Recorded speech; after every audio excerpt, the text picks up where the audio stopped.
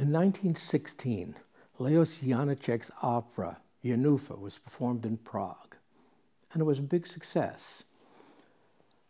But he wrote it, and it was performed 12 years earlier in Brno, a provincial capital.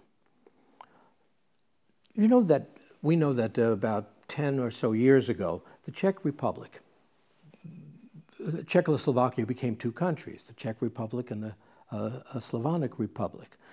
And that wasn't something new, that was accepting the fact that they were never really one country.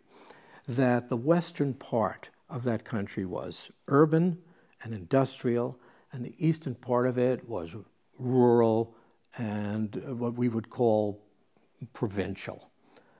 Janáček came from that provincial world. And in being part of that provincial world, his work originally was not accepted in the West.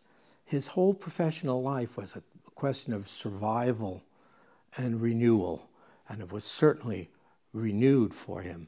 And when one thinks of it, when you think of that, the opera itself, the opera is about this young woman, Jenůfa, who survives terrible, tragic events within her life, and then her life is renewed.